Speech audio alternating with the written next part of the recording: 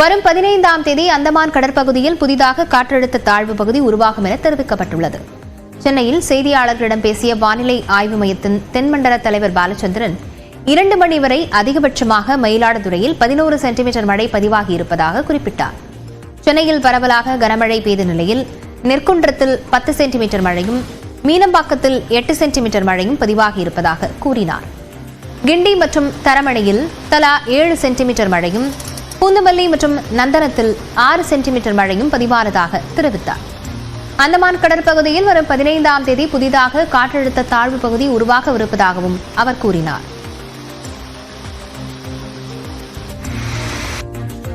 வலு குறையும் போது படிப்படியாக குறைந்து மேற்கு திசையில் நகர்ந்து செல்கிறது. அதனால குறைந்து கொண்டிருக்கும். இப்ப வரக்கூடிய வரைக்கும் 24 மணி நேரத்துக்கு மழை கொடுத்திருக்கு. பரவலாக பார்க்கும்போது பெரும்பாலான மிதமான மழை அங்கங்கே தான் நமக்கு கனமழைக்கான வாய்ப்பு இருக்கிறது.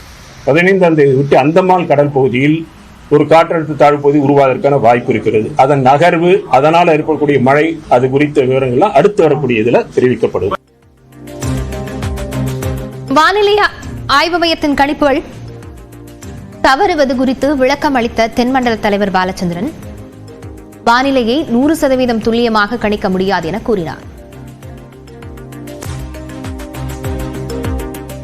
வானிலை இயல் என்பது முழுமையாக அறிந்து கொள்ளப்பட்ட அறிவியல் கிடையாது. It is not a complete science. இன்றைய தினத்தில் 100% முழுமையாக எப்பொழுதுமே கணிக்கக்கூடிய அளவிற்கு கிடையாது. ஒரு வானிலை நிகழ்வு என்பது பலவிதமான காரணங்களால் நிகழக்கூடிய ஒரு விஷயம். ஒன்னோடு ஒன்று சில சமயங்களில் எல்லாமே ஒருங்கிணைந்து செயல்படும் பொழுது கணிப்புகள் சரியாக வரக்கூடிய வாய்ப்பு இருக்கும். ஒவ்வொன்று எதிரெதிர் திசையில சில சமயங்களில் நகர்ந்து செல்லும் பொழுது கணிப்புகள் தவறி போவதற்கு வாய்ப்பு இருக்கிறது. அது சயின்ஸோட நிலை. டெக்னாலஜி மட்டும் பத்தாது. டெக்னாலஜி உங்களுக்கு டெக்னாலஜிங்கிறது பேசிக்கா நம்ம நினைக்கிறது கருவிகள் இருந்தாலே எல்லாமே நல்ல கருவிகள்ங்கிறது உங்களுக்கு ரீடிங்ஸ் தான் கொடுக்கும். அந்த ரீடிங் வச்சு என்ன பண்ண போறோம்? It is not only the data. What you are going to do with the data is also important. Science, it is a science. அறிவியல் வளரும் பொழுது தொழில்நுட்பம் வளர்ந்தாலும் தேவைதான். அறிவியல் தொழில்நுட்பம் வளரும் பொழுதுதான் எதிர்பார்க்கப்படுகின்ற துல்லியத்தன்மை கிடைக்கும். இது இங்கு மட்டும் இல்லை. அட்லாண்டிக் கடல், எந்த கடலில் கடந்த வருடம் அக்டோபர் நீங்க பாத்தீங்கன்னா ஓட்டிஸ்ங்கிற புயலுக்கு கொடுக்கப்பட்ட கணிப்புகள் 112 கிலோமீட்டர் வரைக்கும் தான் காற்று இருக்கும் என்று சொல்லப்பட்டது. ஆனால் வீசப்பட்ட அந்த ஓட்டிஸ் புயல் வீசும் பொழுது 260 கிலோமீட்டர் வேகத்தில் வீசியது. ஆக நம்ம ஏதோ இத்தனைக்கும் அங்கெல்லாம் இத்தனை வகையான கருவிகள் புயலுக்குள் விமானங்களை செலுத்தி ஆய்வு விமானங்கள் ரெக்கனன்ஸ் பிளைட்ஸ் அவற்றின் மூலமாக விவரங்களை பெற்று கூட கணிப்புகள் செய்யப்படுகிறது. அப்படி இருந்தாலும் கணிப்புகள் தவறுகின்ற பொழுது அதனுடைய டிஃபிகல்ட்டி தெரிஞ்சுக்கணும். சயின்ஸோட டிஃபிகல்ட்டி புரிஞ்சுக்கணும். கனமழை காரணமாக பூண்டி நீர்த்தேக்கத்திலிருந்து 5000 கன அடி வீதம் தண்ணீர் திறந்துவிடப்பட்டிருக்கும் நிலையில் நீர் வெளியேறும் கொசஸ்தலை ஆற்றுப்படுகைகள் குறித்து வரைபடை மூலம் விளக்குகிறார் நெறியாளர் காயத்ரி. நீங்கள் தொடரலாம். நன்றி லாவண்யா. இப்போ பூண்டி நீர்த்தேக்கத்திலிருந்து அதிக அளவிலான உபரிநீர் வெளியேற்றப்படுறதுனால இந்த கரையோர பகுதி மக்களுக்கு வெள்ள அபாய எச்சரிக்கை அப்படிங்கிறது விடுக்கப்பட்டிருக்கு. அதனுடைய அந்த பாதை அப்படிங்கிறத பார்த்தோம்னா இது பூண்டி ஏரியிலிருந்து 2 புறமும் இருக்கக்கூடிய கரையோர பகுதி மக்களுக்கு தான் இந்த அபாய எச்சரிக்கை அப்படின்னு கொடுத்திருக்காங்க. ஃபர்ஸ்ட் நம்பாக்கம், கிருஷ்ணாபுரம் அப்படின்னு இந்த புறம் இடதுபுறம் பிரியக்கூடிய அந்த கொசஸ்தலை ஆற்றுப்படுகையும், அதே மாதிரி நம்பாக்கத்திலிருந்து எண்ணூர் வரக்கூடிய பகுதியில் மிக முக்கியமா பார்த்தோம்னா எறையூர் இருக்கிறது. எறையூருக்கு அடுத்தபடியாக தாமரைப்பாக்கம், அடுத்து ஜெகதாபுரத்திலிருந்து கன்னிப்பாளையம் வழியாக கவுண்டர்பாளையம் வன்னிப்பாக்கம் அதன் பிறகு மணலி புதுநகர், சடையப்பன் நகர், அங்கிருந்து எண்ணூர் போய் இறுதியாக அது கடல்ல அந்த நீரானது கலக்கிறது.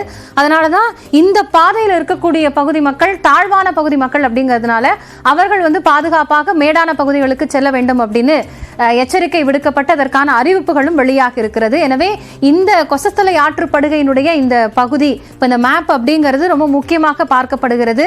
இங்க இருக்கக்கூடிய மக்களுக்கான அந்த அறிவிப்பு கொடுக்கப்பட்டிருக்கக்கூடிய சூழ்நிலையில் இங்கு அதிக அளவிலான நீர் வெளியேற்றம் அப்படிங்கிறது இனிமே இருக்கும். மழையான அளவை பொறுத்து நீர் வெளியேற்றம் அதிகரிக்கும் அப்படின்னு சொல்லப்பட்டிருக்கு.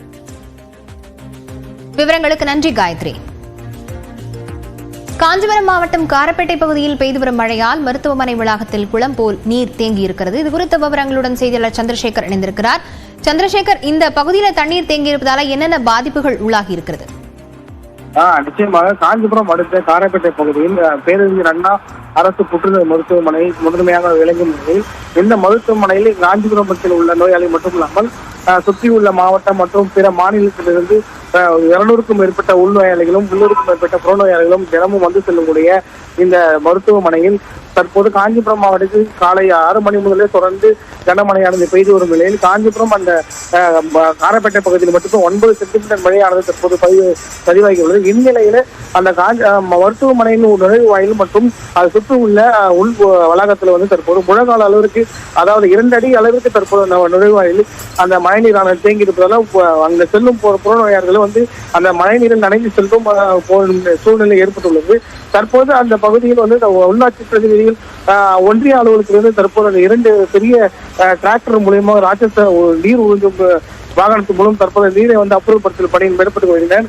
இதனால் வழியே செல்லும் அந்த நோயாளிகளும் மற்றும் நோயாளிகளுடன் இருப்பவரும் தற்போது பெரும் அவதிக்கு உள்ளாகி வருகிறது. மேலும் இந்த மழைநீர் அவ்வப்போது லேசான மழைக்கே இங்கு தண்ணீர் தேங்கும் நிலை ஏற்பட்டு இருப்பதாக அப்பகுதி மக்கள் குற்றச்சாட்டு எழுந்துள்ளனர். தொடர்ந்து மழை பெய்யும் போது இந்த மருத்துவமனை வளாகத்தில் தண்ணீர் தேங்கி நிற்பது வழக்கமாகவும் இருப்பதால் இதற்கு ஒரு நிரந்தர தீர்வு கிடைக்க வேண்டும் என்பதே அப்பகுதி மக்கள் பெரும் எதிர்பார்ப்பா இருக்கிறது.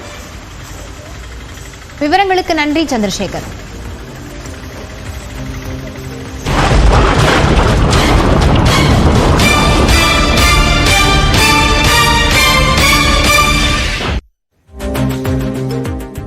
தூத்துக்குடி மாவட்டத்துக்கு இன்று அதி கனமழை எச்சரிக்கை விடுக்கப்பட்டிருக்கும் நிலையில் திருச்செந்தூர் சுப்பிரமணிய சுவாமி கோயில் பகுதியில் கடல் உள்வாங்கியுள்ளது. விவரங்களுடன் செய்தியாளர் முரளி கணேஷ் இணைந்திருக்கிறார்.